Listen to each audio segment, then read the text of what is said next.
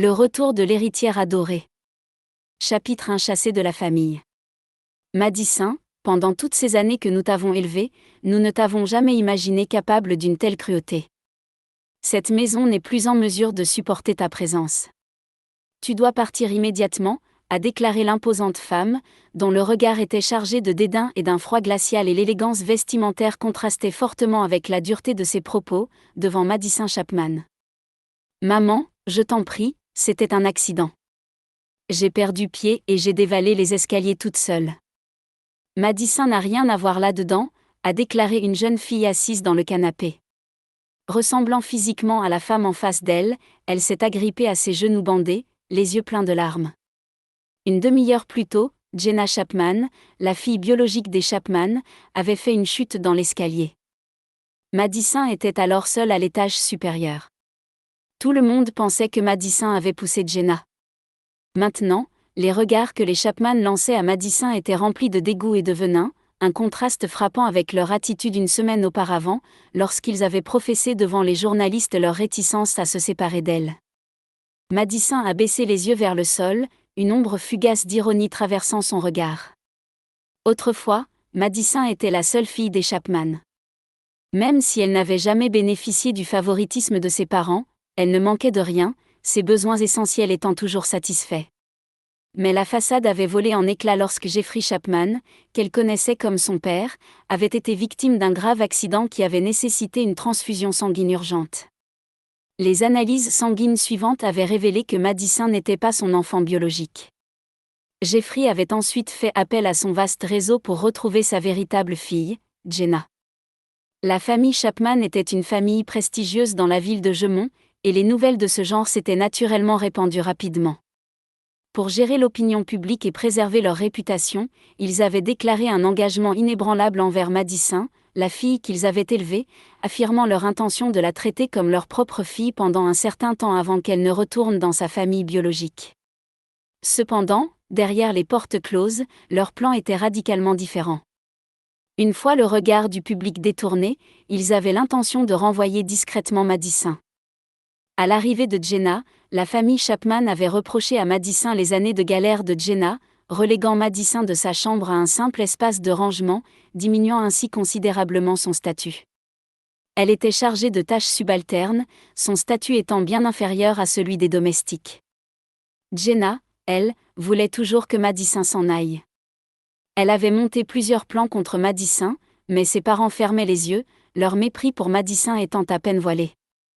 Ces tribulations ont ôté à Madison toute illusion sur cette famille hypocrite et l'ont poussée à affronter les injustices qui lui étaient imposées.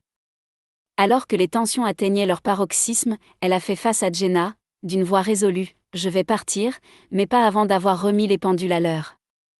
Je refuse d'endosser tes malversations plus longtemps, Jenna. » Le calme de Jenna a vacillé sous l'intensité du regard glacial de Madison, son corps tremblant légèrement. S'agissait-il de la même Madison que celle qui s'était pliée à toutes les avanies? Une lueur sombre s'est reflétée dans les yeux de Jenna. Quelle salope! Elle était l'héritière légitime des biens de la famille Chapman, pas cette usurpatrice, Madison, qui vivait dans un luxe immérité. Elle devait coûte que coûte chasser cet imposteur. Madison, j'ai aucune idée de ce que tu racontes. La voix de Jenna était empreinte d'une confusion feinte. Depuis que j'ai repris ma place, que j'ai reçu l'affection qui m'était due par nos parents, j'ai senti ton mécontentement. Malgré tes actions, je suis restée tolérante. Mais pour mes jambes, comment pourrais-tu? La danse est ma passion et l'expression de mon âme. Si j'avais su que tu convoitais si désespérément la place au concours national, je ne l'aurais pas disputé. Son insinuation était très claire que Madison l'avait sabotée par jalousie. Le regard de la mère de Jenna, Phyllis Chapman, s'est durci aux paroles de sa fille biologique, sa voix étant empreinte de dédain. Jenna, tu possèdes un talent remarquable que Madison ne pourra jamais égaler. Cette place en compétition te revenait de droit. Et toi, Madison? Elle s'est retournée brusquement vers Madison et a ajouté, fais tes valises et pars immédiatement. L'expression habituellement sombre de Madison n'a fait qu'attiser son mépris. Pendant ce temps, Jenna, toujours docile et talentueuse, brillait de mille feux dans ses yeux, c'était une véritable Chapman. Au milieu de ce drame, Jeffrey a finalement rompu le silence, la voix lourde de déception. Madison, notre accord était de te garder jusqu'à ce que les regards du public s'apaisent, mais nous voilà confrontés à ton profond ressentiment envers Jenna. Nous n'avons pas d'autre choix que de te rendre à ta vraie famille aujourd'hui. Les yeux de Jenna ont brillé d'une lueur triomphante lorsque son père a annoncé le départ imminent de Madison.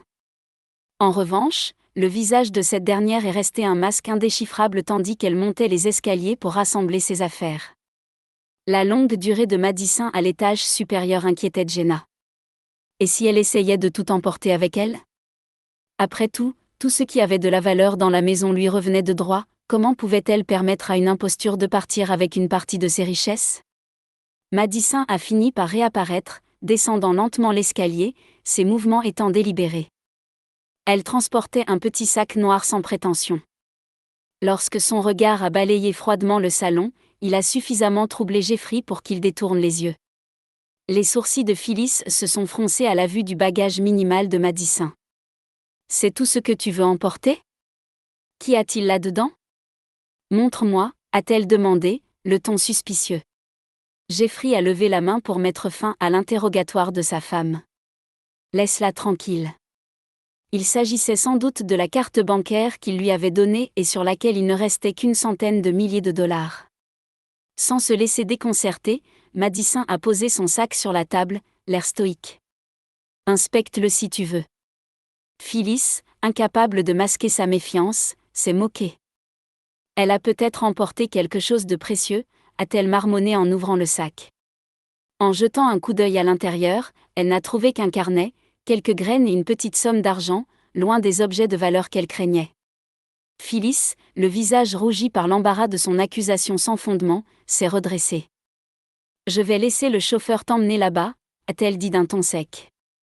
Jeffrey, sous le poids de la situation, a fouillé dans sa poche et en a sorti une carte. Madison, à ton retour, écoute tes parents. Ce sont des fermiers, certes, mais ils sont bons, ce sont des gens simples. Tu devrais les aider.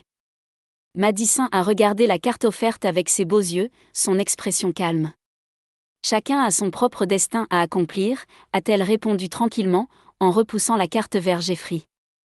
Mais avant que je ne parte, il faut que les choses soient claires. Jenna, comment es-tu vraiment tombée dans ces escaliers? C'est ta dernière chance de dire la vérité. Jenna fulminait intérieurement, exaspérée par le calme serein de Madison, qui semblait l'élever au-dessus de tout le monde malgré ses origines modestes. Madison ne venait pas d'une famille riche. Elle était juste la fille de 2 fermiers. Madison, qu'est-ce que tu insinues? Que je me suis jetée dans les escaliers, a rétorqué Jenna. Mes jambes, c'est ma vie, elles sont indispensables à ma danse. Pourquoi me blesserais-je? Au fur et à mesure qu'elle parlait, les émotions de Jenna sont allées crescendo, et elle a fondu en larmes de façon théâtrale, s'effondrant dans les bras de Phyllis. Clac! Un vase a alors brisé l'air tendu, se précipitant vers Jenna et interrompant son spectacle. Surprise, Jenna s'est instinctivement levée d'un bond. Le silence s'est installé dans la pièce et tout le monde, y compris Phyllis et Jeffrey, a tourné son regard choqué vers elle. L'agilité soudaine de Jenna a été surprenante, n'avait-elle pas dit qu'elle ne pouvait pas se tenir debout à cause de ses blessures?